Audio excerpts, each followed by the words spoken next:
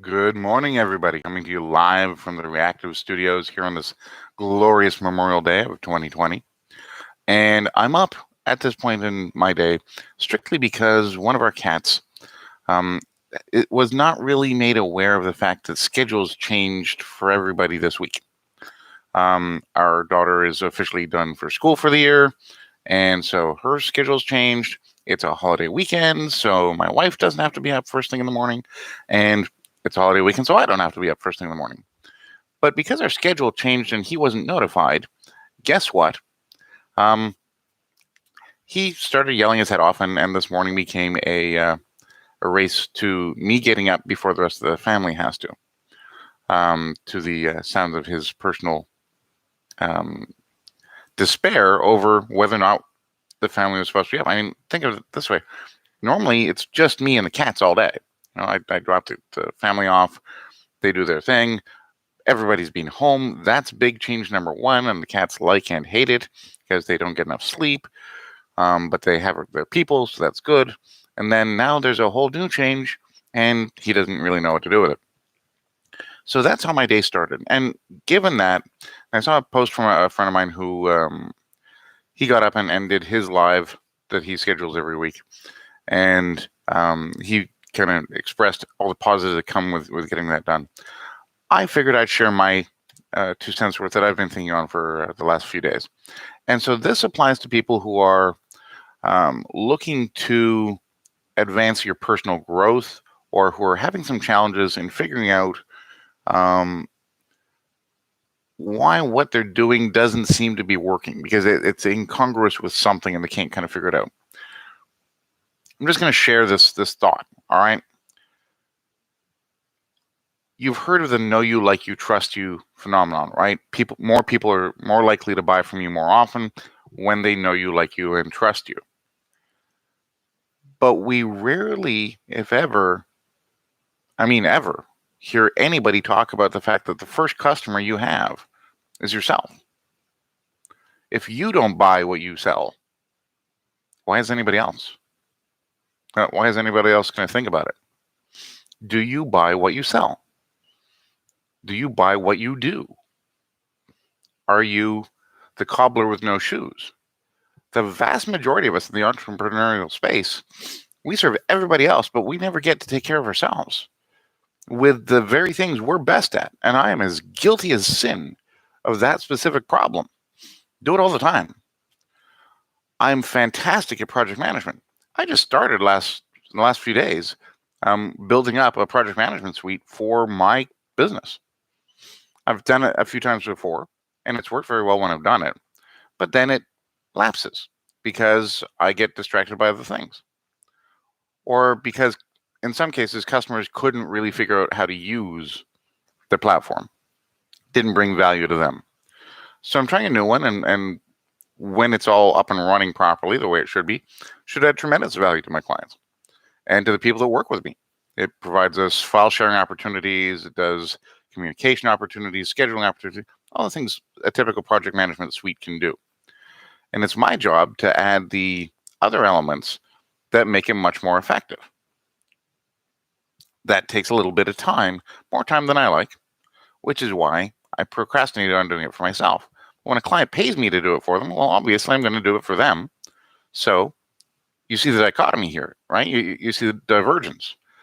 If it's important for a customer to do it, why is it not important for me to do it? And exactly the same thing is true for every entrepreneur out there that suffers from the cobbler's kids have no shoes syndrome, right? We're all in that same situation on a recurring basis. And so when we ask others to buy from us, when we don't use it ourselves, it's incongruous. It doesn't fit, and it's like that clothing that doesn't fit, right? It's beautiful, it's wonderful clothing, but it's not quite there. It doesn't just fit right. And the same is true of our own feelings regarding our own business. Oh, Phil wants to chime in here. This will be on the Facebook Live. I don't know if it's going to go on the YouTube Live, but here we go. I'm going to add Phil Lauer into the conversation.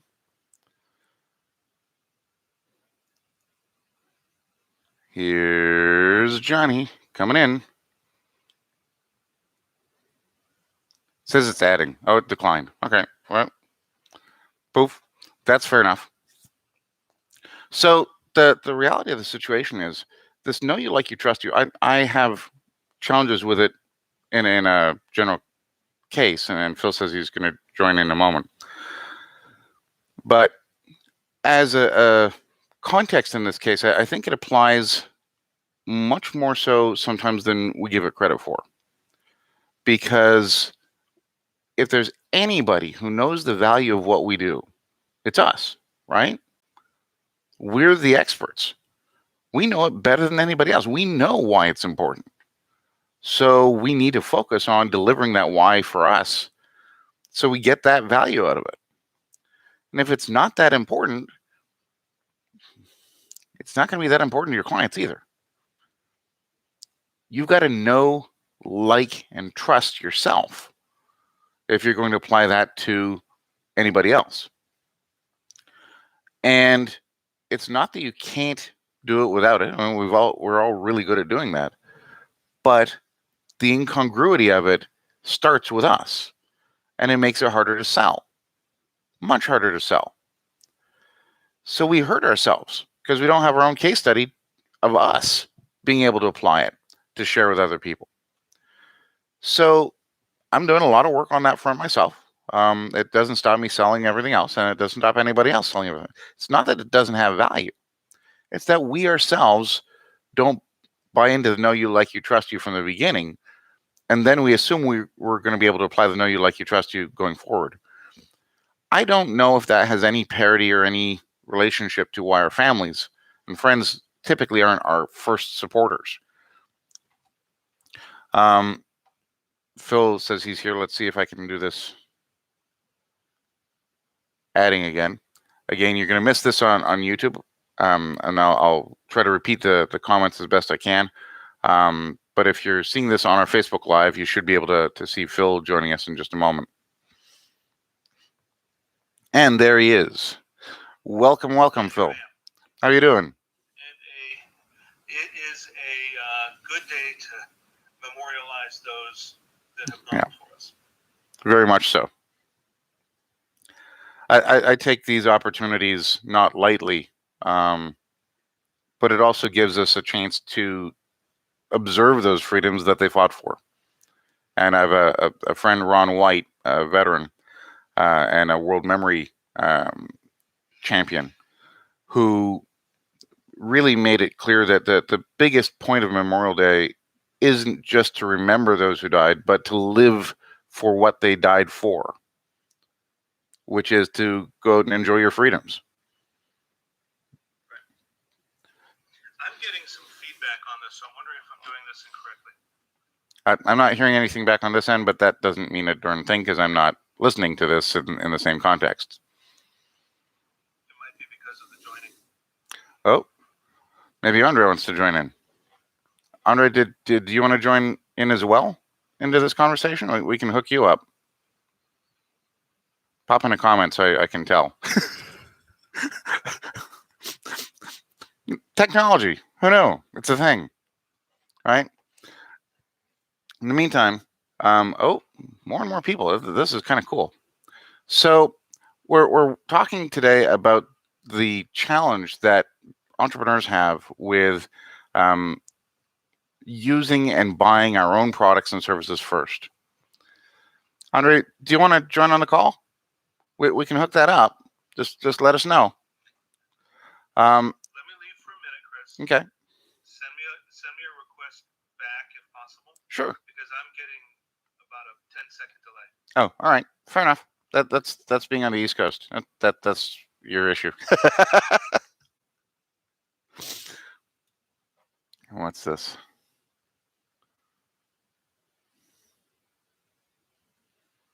All right, just we have cool technology that Facebook is letting us work with, and so I'll go back to core context and core topics with the opportunity to talk about know you, like you, trust you.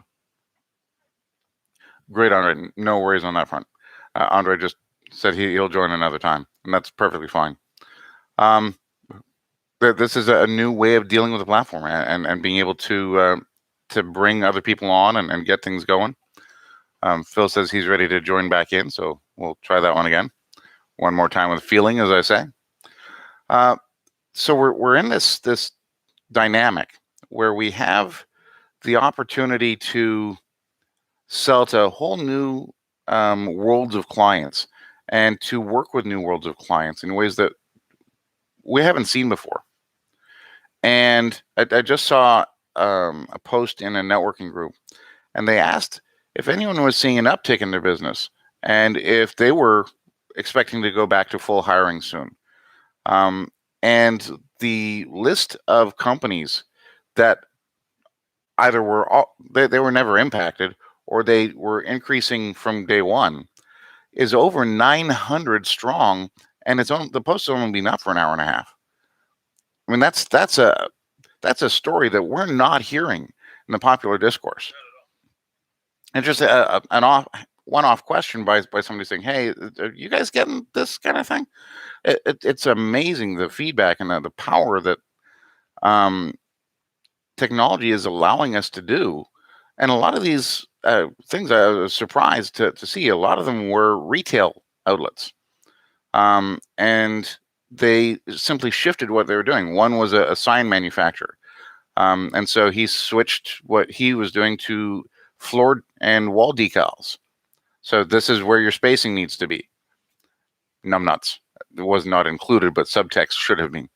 Or whatever the wall decals are. Wash your hands for 40 seconds and whatnot. Do not monopolize the air dryer. But whatever it needs to be, right? So at that point, I mean, the logic of that is just, well, duh, of course you're going to do that. And it makes perfect sense. And so you look at a lot of the retailers on there and they said, you know what? Our business picked up. People found it a lot more convenient when we offered curbside because they didn't actually want to be in the stores.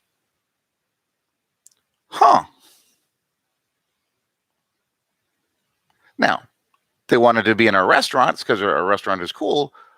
But to be perfectly honest, it's a lot easier just to get fed. Fed on demand. And I've run into people who, I didn't know I could get quiche Lorraine and cheesecake delivered in the same order. Wow, what an opportunity. Push a button, get food. What's funny about that is, though, you have to also think about the impact of the supply chains on everything. What was it? Something along the lines of 60% of the American food supply goes through the restaurants. Yeah. That's astounding. And no wonder we had shortages. Mm. Right? I mean, even commercial hotels and inns and whatnot all of a sudden ran into situations where they were running out of TP. Yeah. Factories were closing down temporarily and whatnot. And, of course, the different avenues for those supply chains.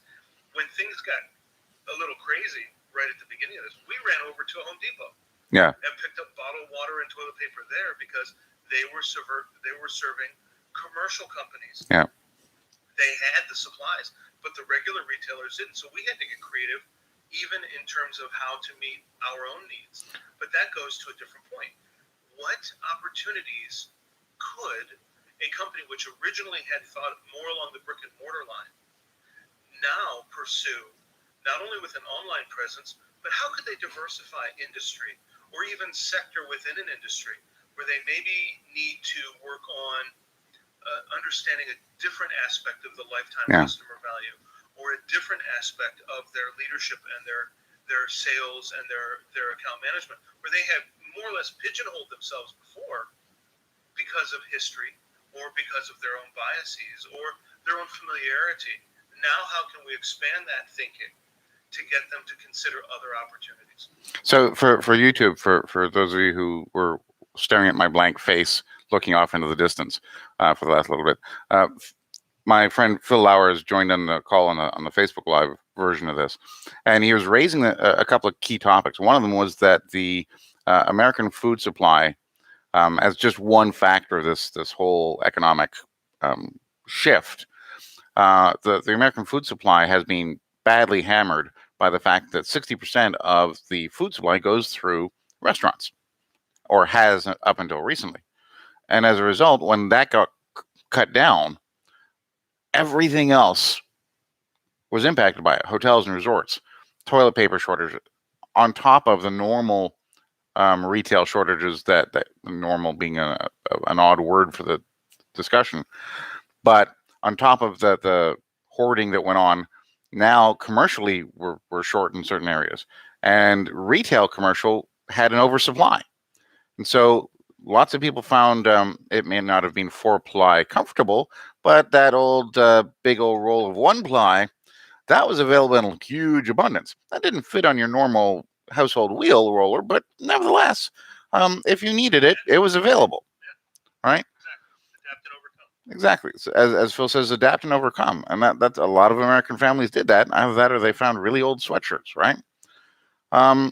There are lots and lots of things that we've had to adjust over that time period, my cat being one of them. And that was how I started the show. So we're talking about how these things are different in the know you, like you, trust you model. Because from a business point of view, we get sold and sold and sold and sold on the know you, like you, trust you model. And yet the vast majority of businesses do not serve themselves first.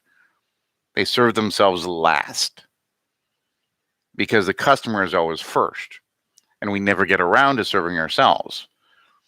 And there's a bigger point being made here, where it's not that you don't serve your customers first, but you can't never serve yourself first. That there has to be a cycle where the customer gets it, then you get it. The customer gets it, you get it.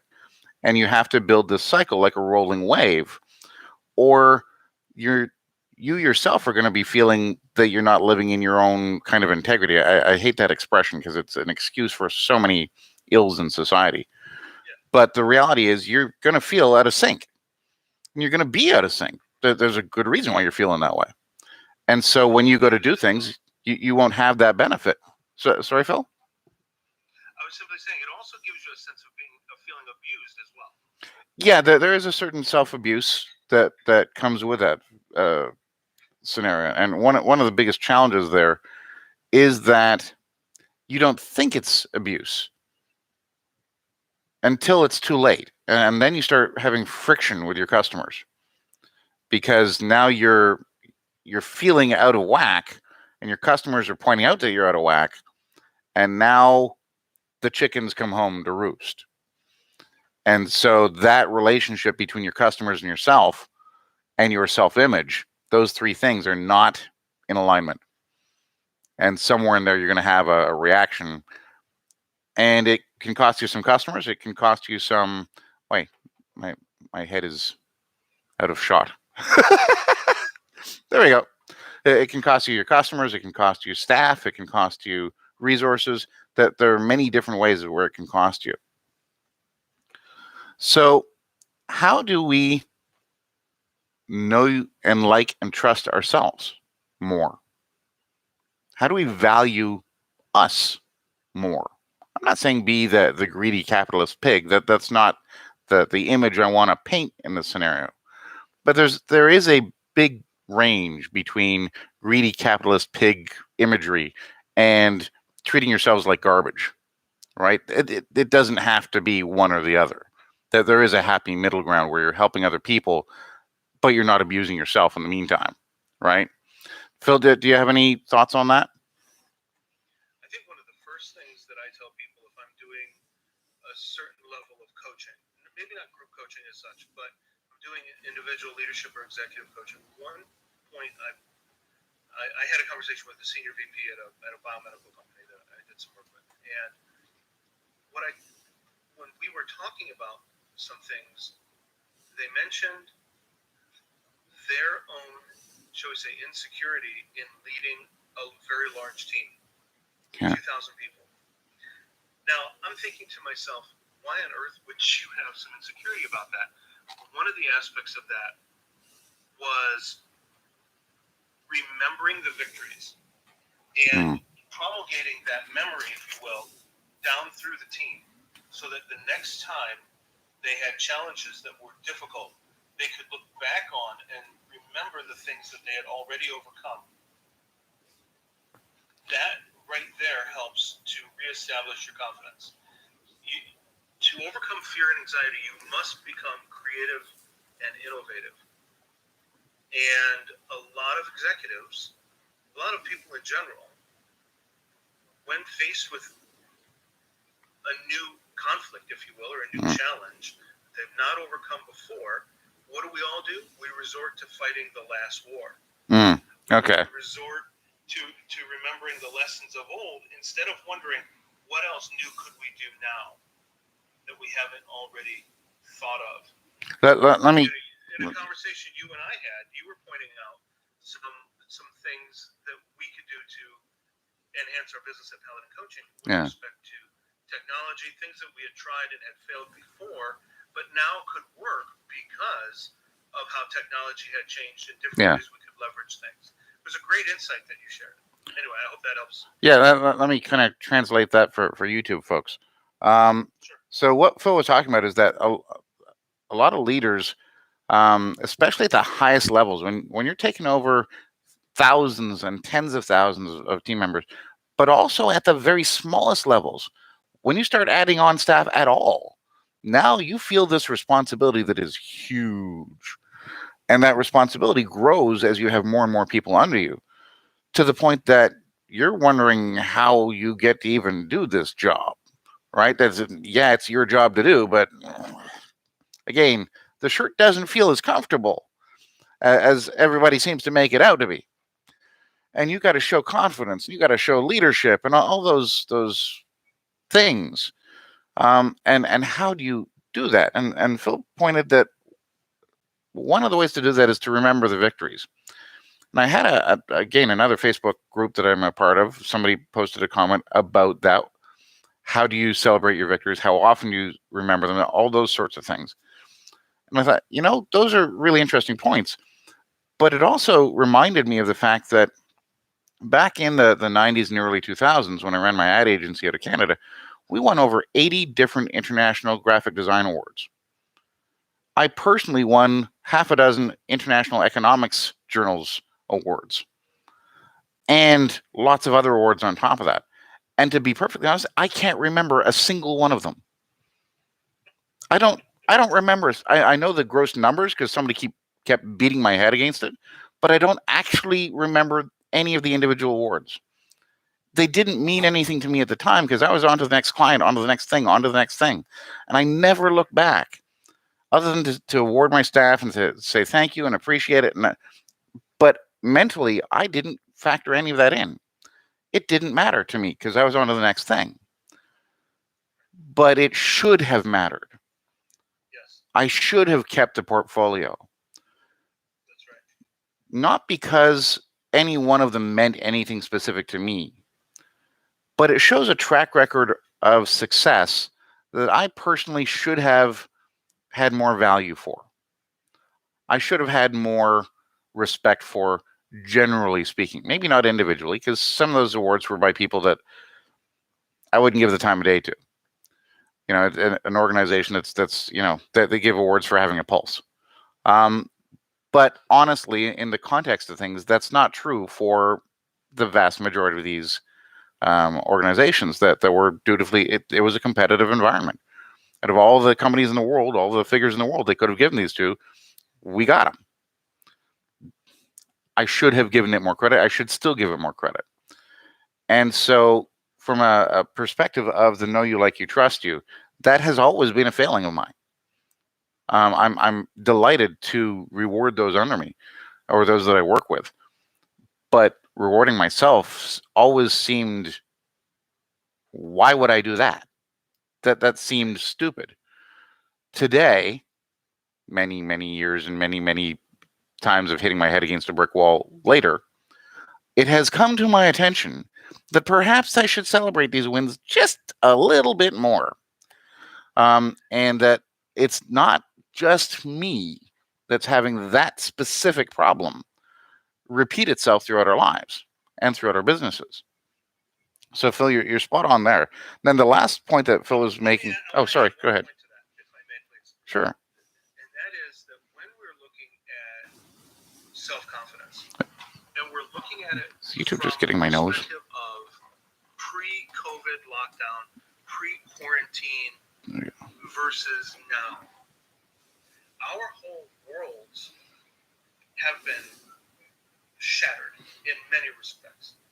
What we used to think of as our support system is no longer there. You and I were having a conversation about management by walking around. And Yeah. when I could count on a supervisor or a team lead or my VP or whomever walking around the office saying, hey, what's going on? Sticking their nose in, not in a negative way, but what could they do to help move obstacles out of the way, things like that. I don't have that now. Yeah. And so now, even when I am looking at self-confidence from, well, a technique that I use frequently when I'm dealing with somebody that they have confidence issues, I say, tell me 100 wins. Hmm. I don't care if they were from when you were 3 years old or 3 weeks ago. Write down 100 wins. People think to themselves, I could never write down 100 wins. A good friend of mine told me that one of his 100 wins was getting to a second date. Yeah. I said, what are you talking about? How is that one of your wins? And he said, I played basketball so much when I was in college that we'd be driving around, we'd be coming back from a restaurant, we'd be going off to the movie theater. I'd see a pickup game, I'd pull over, get out, and start playing. He said he got to a second date one time because he dated a girl who loved basketball as much as him. So as soon as he pulled over subconsciously and ran over to start to play, she got out and started cheering him on. That's how he got to a second date. Well, for him, that was a win. well, and guys generally, especially the ones who are not the date hunters, right? That they're guys, and to catch YouTube up on Phil, what he was talking about is the idea that during the pandemic, our management systems are all messed up, right? So in the 90s, Hewlett Packard invented this thing called management by walking around, or MBWA, where leaders would jump in and they would walk around 80% of the time to kind of pulse check all their staff, not to hover, but to see, are you under stress? If you're under stress, odds are it's going to impact the business flow. So how do they help you get that stress down? Maybe by taking somebody else to chip in and help out, or by having a conversation that lets you vent, whatever that was, right? And so today, when everybody's working from home, they can't do that. There's no management by walking around. If they pester you too much with, come meet me with a status update or a pulse check, now you're going to push back because it's not the same. It's not just a casual drop by; it's an interruption in whatever workflow you're getting done. So the systems, the basic premises of how we do what we do from a management point of view, gone out the window. Some of it works, some of it doesn't, and we're trying to figure out what does and doesn't as a general society, right? So that led to some confidence issues, because how do you manage when you can't manage, right? And Phil was talking about this 100 wins idea, where you list all the wins that you could possibly have had, up to at least 100, and it forces you to dig down into these odd, meaningful points in your life that you ordinarily wouldn't have even paid any attention to. And he gave one example of a guy who listed a second date as the big accomplishment. And that the story that Phil was talking about is that the guy loved basketball. He played basketball incessantly. And so it was never really convenient to date, except this one gal who happened to love basketball as much as he did. Whenever he pulled over, she got out and joined in and cheered him on. So to him, that was a significant breakthrough. And for me, I was never a confident dater in the first place, because I was always undersized. I was always 5 years younger than the girls I was trying to pick up. You know how well that's going to work. So confidence and dating were not things that kind of went with me. In fact, as my wife has frequently pointed out, when women have shown interest in me, I am oblivious to it. as oblivious as a stone for the most part. You kind of have to hit me over the head with a hammer for me to even get the hint that there might be an interest. So I've never been that guy. But yes, that second date for me was always a big thing too, because it's like, you actually kind of like me a little? Really? Oh, cool. Right? So, and I know it's not just me. I've seen it played out over and over and over again. Guys have the rejection mentality before you start in this whole dating thing. And so there's this concept that that's culturally acceptable. That's culturally the way that's supposed to go. And so guys start off with the idea that the first thing to expect is to be rejected. Rejection is a natural state of being. Wow. What? Let's just have more of that, shall we?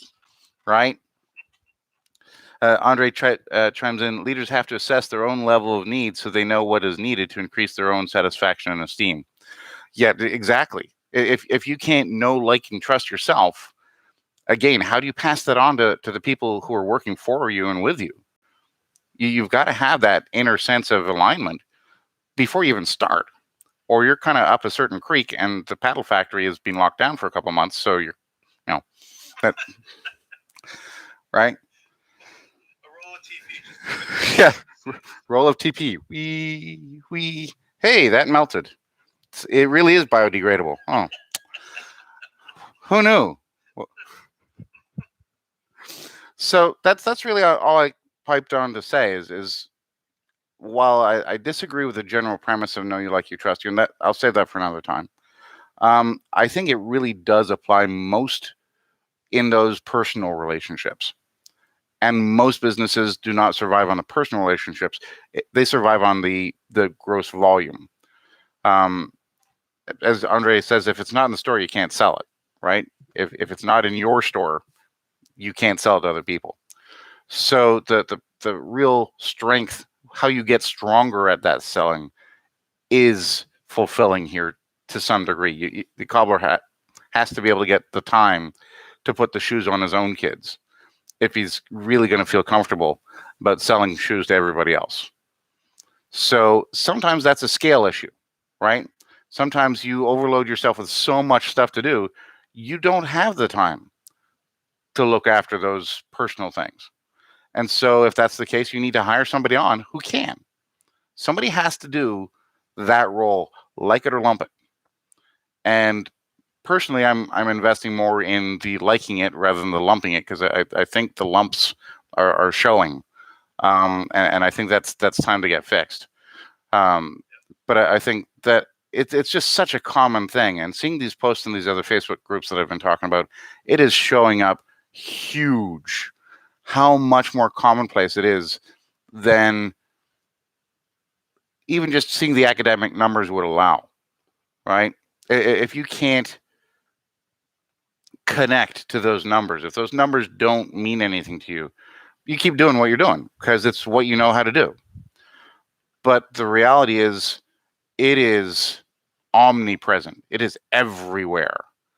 And businesses that you wouldn't even think of, the local cleaner down the street probably has a house that looks like a disaster, right? The local construction dude, his house probably has projects half finished for years. Yeah. It's the old adage of the mechanic doesn't want to fix his own cars. Yeah.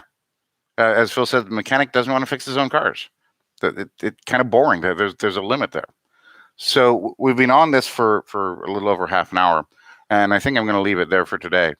Great having you on, Phil. Great having input from Andre and others. Chris, I appreciate the opportunity. Absolutely, anytime, buddy. But I do have to figure out how to network that over to YouTube, because it's a little laborious moving them over. But yeah, join us on either one. We're happy to dig that in. And the reality is you added a lot of great value to the conversation. I hope everybody in Facebook and YouTube land gets as much out of it as we did. Thanks again. Have a fantastic Memorial Day, everybody. Cheers for now.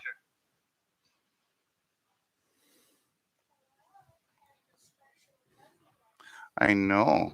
McGee's the one who got me up.